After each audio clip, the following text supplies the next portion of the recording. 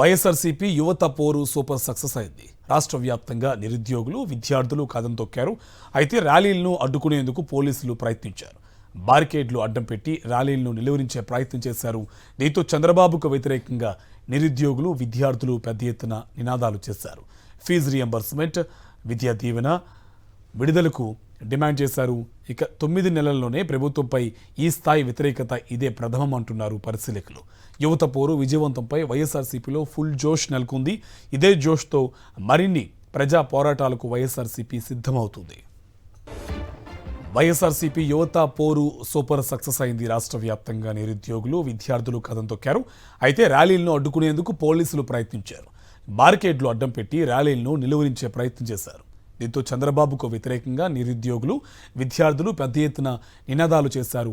Fee reimbursement, విద్య వసతి దీవెన విడుదలకు demand చేశారు.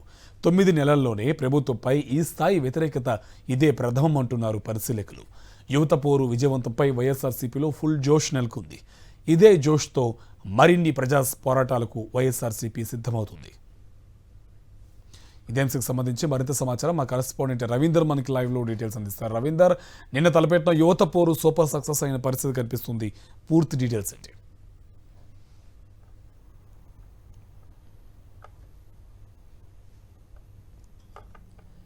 Karthik, YSR Congress party ఇచ్చిన పిలుపు మేరకు రాష్ట్ర వ్యాప్తంగా యువత, నిరుద్యోగులు పెద్ద సంఖ్యలో కదం దొక్కిన పరిస్థితి నిన్న రాష్ట్ర వ్యాప్తంగా కనిపించింది. ఎందుకంటే కేవలం ప్రభుత్వం అధికారంలోకి వచ్చి 9 నెలలు ముగిసి 10వ నెలలోకి వచ్చింది. ఈలోపే ఈ స్థాయిలో వ్యతిరేకత వస్తుందని ఎవరు ఊహించలేదు. వాస్తవంగా దీని వ్యతిరేకత కాదు, తిరుగుబాటుగానే మనం భావించాల్సిన పరిస్థితి ఉంటుంది. ఎందుకంటే ప్రభుత్వం మీద ఈ స్థాయిలో తిరుగుబాటు రావడం అనేది చరిత్రలో తొలిసారిగా చూస్తున్నామని చెప్పుకోవచ్చు. ఆ స్థాయిలో విద్యార్థులు కానీ నిరుద్యోగ యువత రోడ్డెక్కి కదం దొక్కారు, ప్రభుత్వానికి వ్యతిరేకంగా నినాదాలు చేశారంటే మనం అర్థం చేసుకోవచ్చు. అయితే దీనికి సంబంధించి గతంలోనే వైఎస్ఆర్ కాంగ్రెస్ పార్టీ ఈ ర్యాలీలు, ధర్నాలకు సంబంధించి అనుమతులు కోరినప్పుడు కూడా అనుమతులు ఇవ్వకుండా వేధించేటువంటి కార్యక్రమం చేపట్టింది. ఏదైతే నిరసనకారులు వస్తున్నారో విద్యార్థులు కానీ నిరుద్యోగ యువత వారందరినీ అడ్డుకునే ప్రయత్నం చేశారు. ఎక్కడికక్కడ బ్యారికేడ్లను ఏర్పాటు చేయడం, పోలీసులను అడ్డుపెట్టి స్వల్పంగా లాఠీలు దులిపించేటువంటి కార్యక్రమాలు చేసినప్పుడు కూడా వీరందరూ పెద్ద సంఖ్యలో రోడ్డెక్కి ఆందోళన చేశారు. ప్రభుత్వానికి వ్యతిరేకంగా నినాదాలు చేయడంతో పాటు ఏదైతే ఫీజు రియంబర్స్మెంట్ కింద రావాల్సినటువంటి నిధులు ఉన్నాయో, వసతి దీవెన, విద్యా దీవెన కింద కలిపి మొత్తం 7,100 కోట్ల రూపాయల నిధులను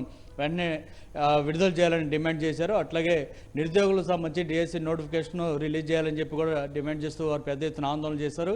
ఈ స్థాయిలో ప్రభుత్వం మీద వ్యతిరేకత రావటాన్ని ఇప్పుడే మనం చూస్తున్నాం.